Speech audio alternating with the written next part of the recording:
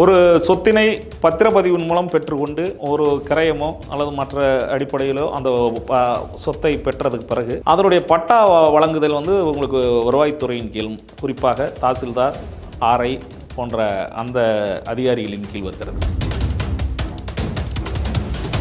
ஆவணங்கள் பார்த்திங்கன்னா வருவாய்த்துறையின் கீழ் வருகின்ற பொழுது அதை நாளைக்கு அதை உங்களுக்கு விற்பனை செய்வதற்கோ அல்லது வேறு ஏதேனும் உங்களுக்கு தனியான ஒரு பரிமாற்றம் என்று சொல்லும் எக்ஸ்சேஞ்ச் செய்வதற்கு இந்த சொத்துக்களின் ஆவணங்களை சரிபார்க்கின்ற பொழுது பட்டா அவசியமாக இருக்கிறது.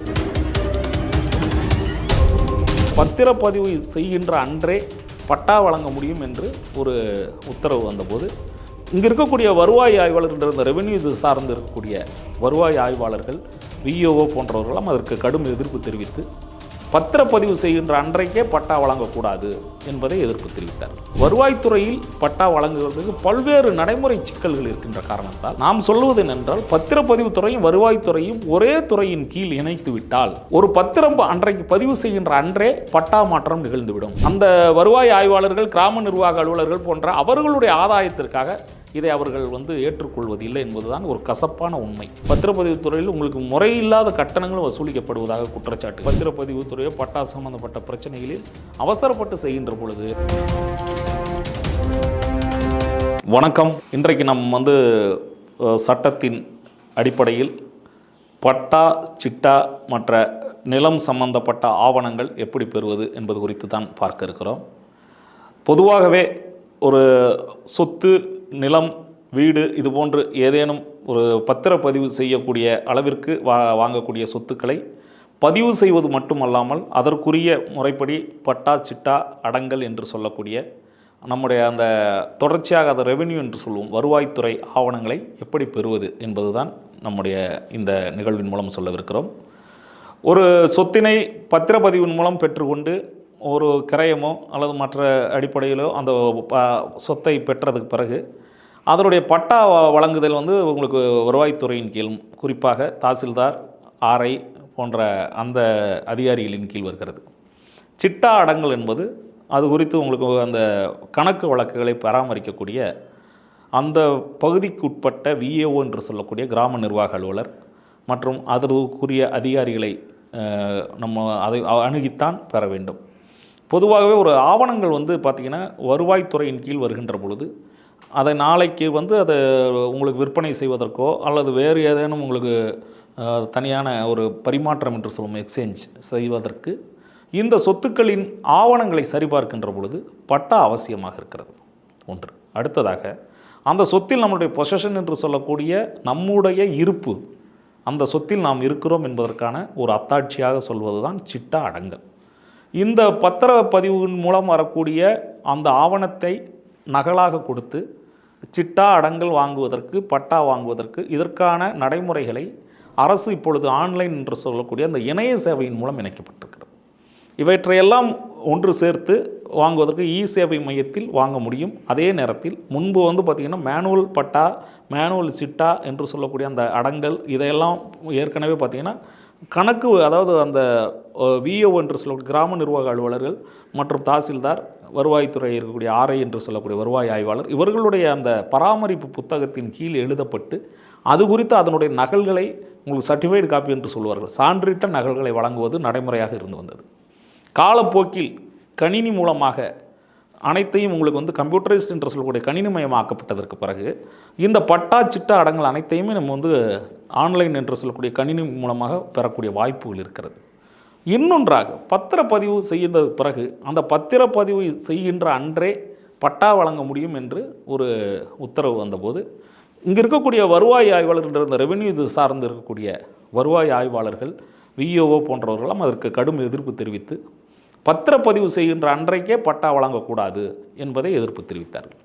இது மிகவும் தவறான ஒன்றாக எங்களை போன்ற சட்டம் சார்ந்து, சமூகம் சார்ந்து நம்முடைய செயல்பாட்டுக்குரியவர்களாக நாங்கள் எதிர்ப்பு தெரிவித்தோம். என்ன காரணம்னா, ஒரு பத்திரப்பதிவு என்பது பத்திரப்பதிவுத்துறையின் கீழ் வருகிறது. ஒரு பட்டா என்பது பார்த்திங்கன்னா பட்டா, அதாவது தாசில்தார், ஆர்ஐ என்று சொல்லக்கூடிய அது வருவாய்த்துறை சார்ந்தது. இப்போ பத்திரப்பதிவுத்துறை அவங்க என்ன சொல்கிறாங்க, எந்த ஆவணங்களை நீங்கள் கொடுத்தாலும் நாங்கள் பதிவு செய்து விடுவோம், அது குறித்து நீங்கள் அதற்கு பட்டா இருக்கிறதா இல்லையா என்று அதை ஆய்வு செய்ய வேண்டிய அவசியம் எங்களுக்கு இல்லை அப்படிங்கிறாங்க. அதற்கு காரணம் வருவாய்த்துறையில் பட்டா வழங்குவதற்கு பல்வேறு நடைமுறை சிக்கல்கள் இருக்கின்ற காரணத்தால் நாம் சொல்லுவது என்னென்றால் பத்திரப்பதிவுத்துறையும் வருவாய்த்துறையும் ஒரே துறையின் கீழ் இணைத்து விட்டால் ஒரு பத்திரம் அன்றைக்கு பதிவு செய்கின்ற அன்றே பட்டா மாற்றம் நிகழ்ந்துவிடும். இதன் மூலமாக டபுள் டாக்குமெண்ட் என்று சொல்லக்கூடிய இரட்டை ஆவணங்கள் முறை முற்றாக ஒழிக்கப்படும் என்பதைத்தான் பல நிகழ்வுகளிலும் குறிப்பிட்டிருக்கிறோம். இதனை அந்த வருவாய் ஆய்வாளர்கள், கிராம நிர்வாக அலுவலர்கள் போன்ற அவர்களுடைய ஆதாயத்திற்காக இதை அவர்கள் ஏற்றுக்கொள்வதில்லை என்பதுதான் ஒரு கசப்பான உண்மை. ஆனாலும் கூட வருங்காலத்தில் இது இரண்டு துறைகளையும் இணைத்து அதற்குரிய உங்களுக்கு நடைமுறைகள் சாத்தியக்கூறுகள் இருக்கின்றன. தற்பொழுது வழங்கப்படக்கூடிய ஒரு பத்திரம் ஒரு குறிப்பிட்ட சொத்தை நீங்கள் கரையும் அல்லது வேறு ஏதேனும் உங்களுக்கு தான செட்டில்மெண்ட் இல்லை வேறு ஏதோ ஒரு வகையில் வந்துவிடுகிறது. அந்த உடனடியாக அந்த ஆவணத்தின் அடிப்படையில் அதற்குறித்து பட்டா வாங்குவதற்கான நடைமுறைகளை நீங்கள் உங்களுடைய விஏஓ அலுவலகம், தாசில்தார் மற்றும் ஆர்ஐ இவர்களின் மூலமாக வழங்க வேண்டும். இந்த விண்ணப்பத்தின் மூலமாக அவர்களிடமிருந்து அந்த உரிய சொத்திற்குரிய பட்டா உங்களுக்கு வழங்கப்பட்டுவிடும். ஒருவேளை அந்த பட்டாவில் பெயர் மாற்றமோ அல்லது வேறு ஏதேனும் தவறுகளோ இருந்தால் கூட நீங்கள் அது குறித்து விண்ணப்பிக்கலாம். என்னென்னா ஒரு சொத்தை மீண்டும் நீங்கள் விற்பனை செய்யும்பொழுது இப்பொழுது பட்டா அவசியமாகிறது. பட்டா இல்லாமல் அந்த சொத்தை விற்க முடியாது. அதே மாதிரி அதனுடைய வரிகள், ஒரு குறிப்பிட்ட நிலம் நீங்கள் வாங்கினதுக்கு பிறகு, ஒரு வீடு வாங்கினதுக்கு பிறகு அதுக்கான வரிகளை கட்டுவதற்கு கிராம அளவில் இருக்கக்கூடிய, நகர அளவில் இருக்கக்கூடிய சிட்டா என்று சொல்லக்கூடிய அடங்கல்னு சொல்லுவோம். கிராமங்களில் பேசும்போது பட்டா, சிட்டா, அடங்கல் இதெல்லாம் ஒன்றாக இணைக்கக்கூடியது. அதை பெறுவதற்கான ஒரு வாய்ப்பினை விஓ மூலமாகத்தான் பெற முடியும். அதில் என்னென்னா அந்த சிட்டா அடிப்படையில் யார் வரி கட்டியிருக்கா என்னங்கிற அந்த விவரங்கள் அதில் வரும். அந்த நம்பர்கள் கொடுக்கப்பட்டிருக்கும். எத்தனை ஆண்டுகளுக்கு இவங்க வரி கட்டியிருக்காங்க, இது போன்ற உங்களுடைய பதிவுகள் இருக்கும். அதாவது ஒரு குறிப்பிட்ட சொத்து தற்போது அந்த நபரின் கீழ் தான் இருக்கிறதா என்பதை உறுதிப்படுத்துவதற்காக சிட்டா, அடங்கல், பட்டா போன்றவை நடைமுறையில் இருப்பதாக நம்முடைய சட்டப்படியான ஆவணங்கள் சொல்கிறது. இதன் அடிப்படையில் தான் ஏதேனும் பிரச்சனைகள் வரும் பட்சத்தில் வருவாய்த்துறை ஆய்வாளர்கள், வருவாய் அலுவலர், மாவட்ட அளவில் இருக்கக்கூடிய மாவட்ட வருவாய் அலுவலர், அதற்கு மேலே மாவட்ட கலெக்டர் என்று சொல்லக்கூடிய மாவட்ட ஆட்சியர் ஆகியோர் இதில் தலையிடக்கூடிய வாய்ப்பு.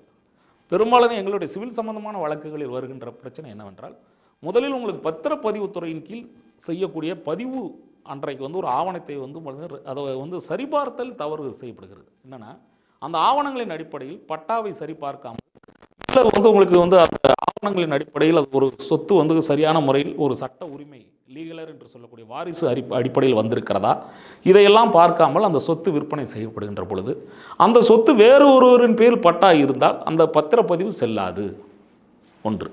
அடுத்ததாக ஒரு பட்டா வேறொரு நபர்கள் ஒரு 2-3 தலைமுறைக்கு முன்பதாக இருந்து கொண்டு வருகின்ற அடுத்த கட்டமாக இப்பொழுது யார் அங்கே பொசிஷனில் இருக்காங்களோ அவங்க பத்திரப்பதிவு செய்கின்ற பொழுது முன்னோர்களின் வாரிசுகள் இந்த பத்திரப்பதிவு மூலமாக செய்யப்பட்ட கிரைய பதிவை ரத்து செய்ய கோருகிறார்கள். இதெல்லாம் சிவில் வழக்குகளில் வருகின்ற ஒரு அடுத்தடுத்த தடைகள்.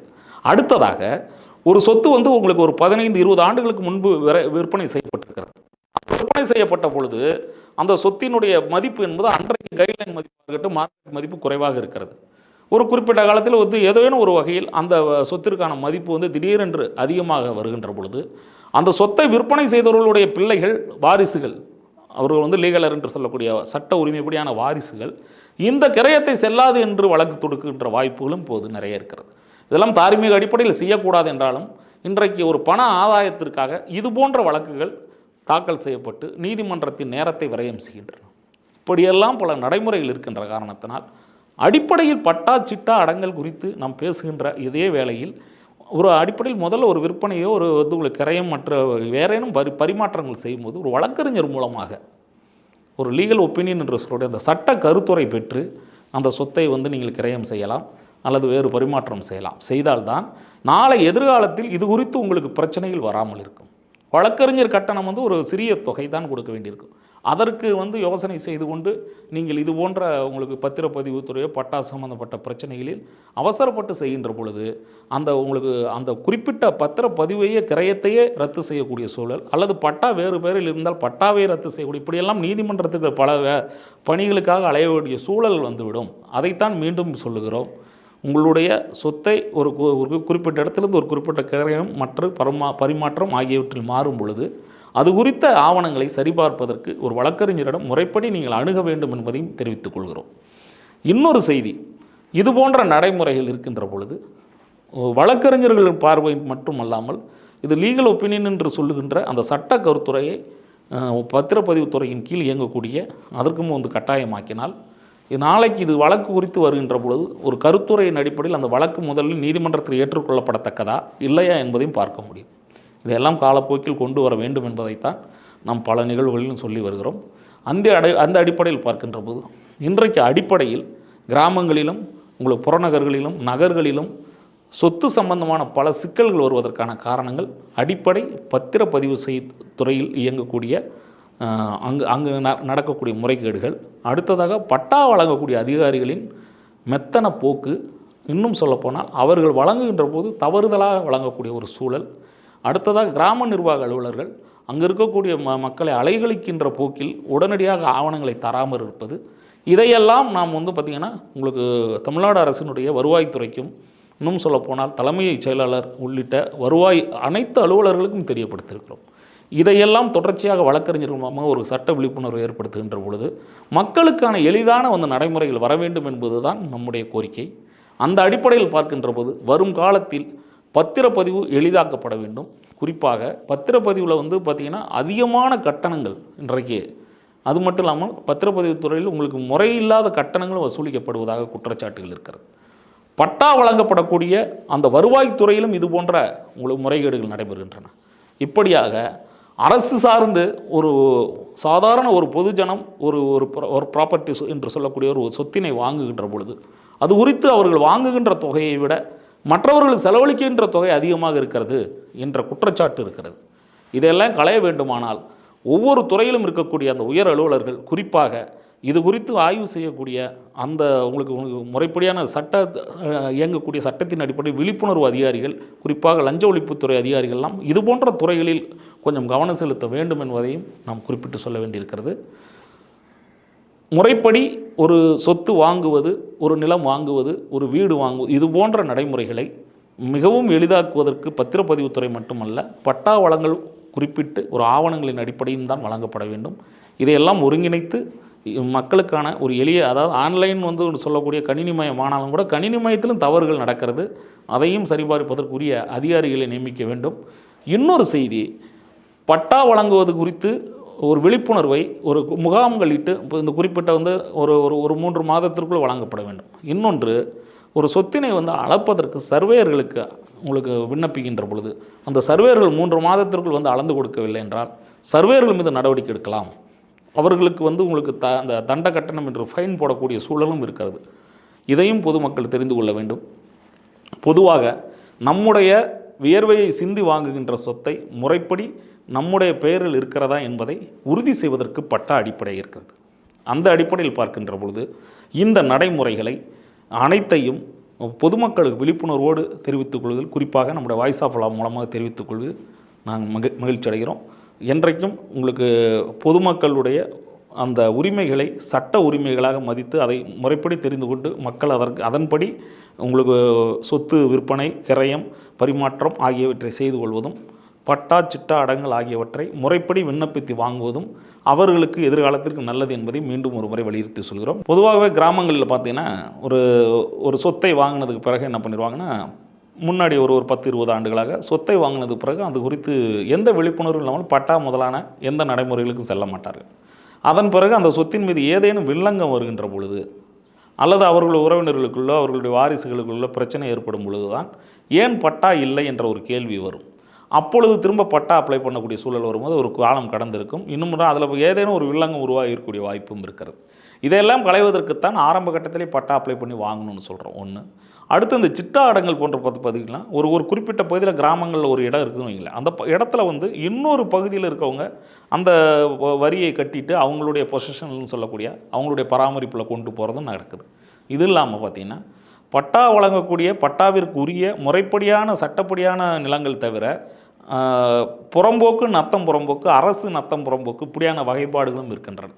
இவைகள் குறித்தும் உங்களுக்கு ஒரு உத்தேச பட்டா வழங்கப்பட்டிருக்கிறது, அரசு பட்டா வழங்கப்பட்டிருக்கிறது, ஒரு மக்கள் நீண்ட காலமாக அந்த பகுதியில் வசிப்பதால் பட்டா வழங்கப்பட்டிருக்கிறது, இது போன்ற நடைமுறைகள் எல்லாம் இருக்கிறது.